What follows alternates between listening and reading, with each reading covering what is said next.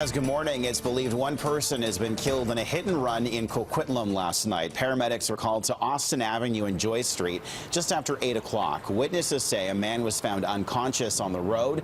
Two passing drivers also stopped to see if they were able to offer any help.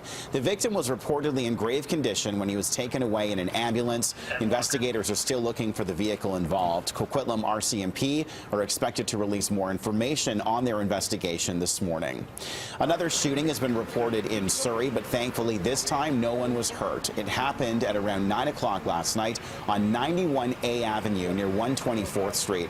That's where witnesses reported seeing a white pickup truck firing multiple shots at a white Mercedes. Police later found the vehicle riddled with bullet holes. The truck took off and has not been found. There has been yet another fire at an abandoned home in Vancouver. Fire crews were called to Cambie Street and West 43rd Avenue last night. When they arrived, there was heavy smoke coming from the boarded up house. This is the third vacant house fire in Vancouver this week. The parents of a toddler who died at an East Vancouver daycare this month don't want their child's death to be in vain. The 16-month-old boy died suddenly last week, but the exact cause has not been made public.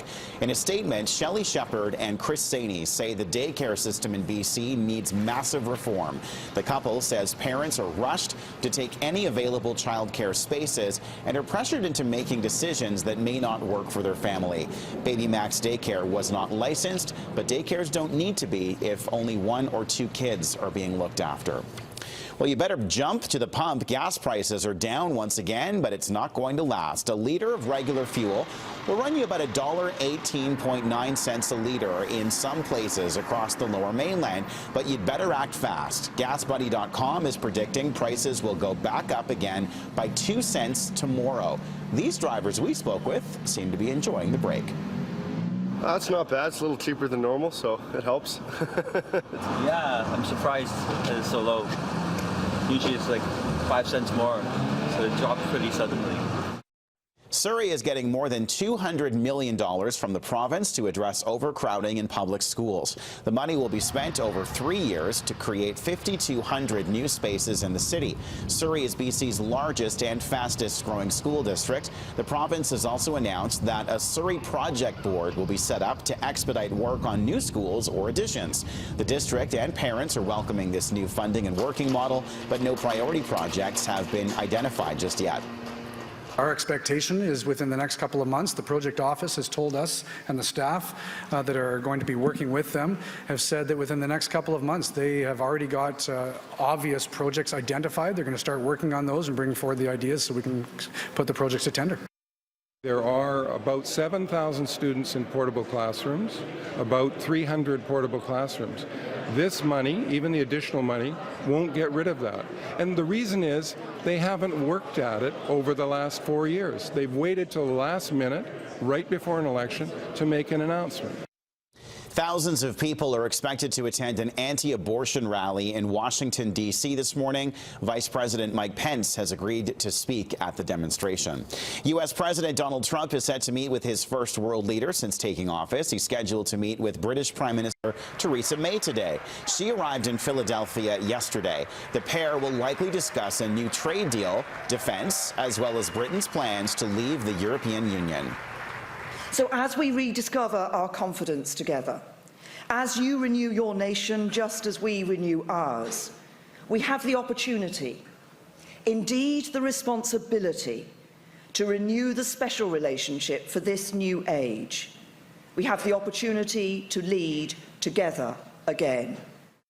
U.S. President Donald Trump's threat to slap a 20% tariff on Mexican imports to pay for a border wall could contravene existing trade agreements. Experts say if Congress approves Trump's order, it could trigger litigation at the World Trade Organization, or NAFTA. A professor at UBC's Sauder School of Business believes Republican proposals for a border tax on all imports would affect Canada, and it could be bad news for consumers and suppliers. He doesn't have the power to do it unilaterally, so he can't do this via executive order. Congress has controls over the purse string, so they would have to approve this type of tax measure. Meantime, refugee advocates are calling on Canada to accept asylum seekers before Trump starts deporting them back to countries to face persecution. The group No One Is Illegal is also starting a petition. The Safe Third Country Agreement disallows many refugees who are in the United States or traveling through the United States to make an asylum claim in Canada. And we know that Trump has said that he is going to enforce deportation orders and disallow refugees from making a claim in the United States. And so it's really important for the Canadian government to make it possible for asylum seekers to make a claim in Canada. Festivities will kick off today in downtown Vancouver to celebrate the Year of the Rooster. Hundreds of people expected to attend the three-day festival at Queen Elizabeth Plaza to mark the start of the Lunar New Year. The free, family-friendly event features musical performances, arts, crafts, and games to celebrate the Year of the Rooster, which officially begins tomorrow. Well, the Year of the Rooster is a great year for anyone who is willing to really embody those traits. So confidence, as I mentioned, hardworking, justice, and able to be punctual and get up early. Now, Vancouver's Chinese New Year parade starts at 11 o'clock on Sunday morning. The route starts at the Millennium Gate on Pender Street. It weaves its way through the streets of Chinatown, ending on Kiefer and Abbott. The parade will attract thousands of people. It's expected to be about 2.5 hours long.